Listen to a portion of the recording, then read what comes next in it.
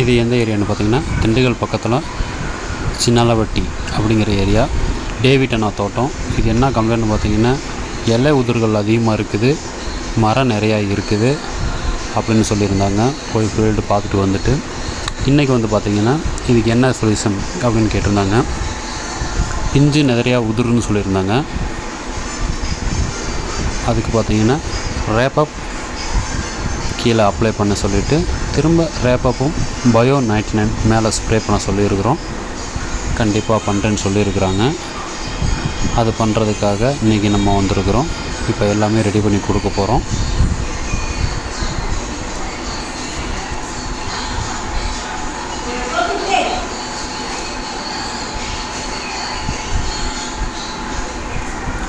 நிறைய இடத்துல ஒரு 10-20 செடிகள் பக்கம் வளர்ச்சியே இல்லை அப்படின்னாங்க.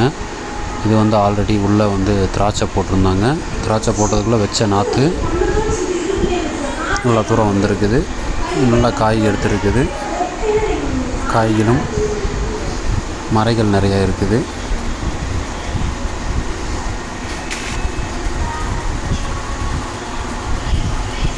இப்போ வந்து பார்த்திங்கன்னா ரேப்பப் கலந்து கொடுத்துட்ருக்குறோம். கீழே வேரில் அப்ளை பண்ணுறதுக்கு. வேரில் உள்ள ஃபங்கஸ், வைரஸ், நெமட்டோடு, வேர் முடிச்சு, வேர் அழுக்கல் அந்த மாதிரி எந்த கம்ப்ளைண்ட் இருந்தாலும் ரூட்டை கிளியர் பண்ணி கொடுக்குறதுக்காக நம்ம கீழே கொடுக்குறோம்.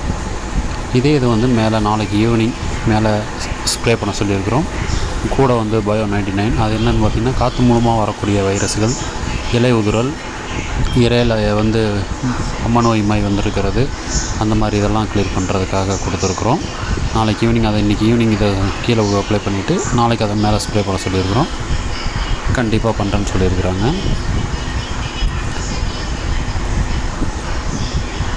ஓகே, அடுத்த வீடியோ வந்து பார்த்திங்கன்னா 7 நாளைக்கு அப்புறக்கு திரும்ப வந்து கீழே செட்டு கொடுக்க சொல்லியிருக்கிறோம். எருவு நிறையா போட்டிருக்காங்க. ஸோ செட்டு மட்டும் கீழே கொடுக்க சொல்லியிருக்கோம். ஓகே, கண்டிப்பாக கொடுக்குறோம்னு இருக்காங்க. இங்கே இருக்கிற காய் வெயிட்டி ப்ளஸ் ஷைனிங், எடுத்துருக்கிற பூவுகள் உதிராமல் இருக்கிறதுக்கும், காய்கள் வந்து நல்ல ஆரோக்கியமாக வருவதற்காகவும் பண்ணியிருக்கிறோம்.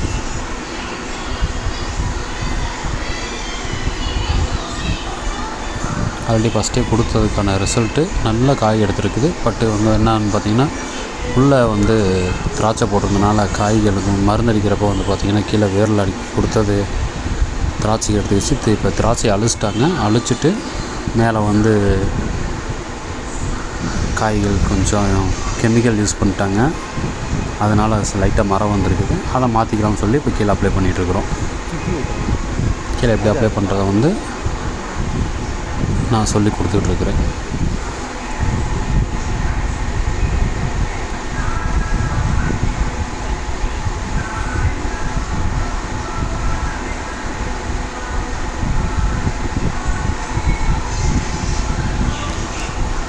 இந்த வீடியோ பார்த்த அனைத்து நல்லுள்ளங்களுக்கும் மனமார்ந்த நன்றி.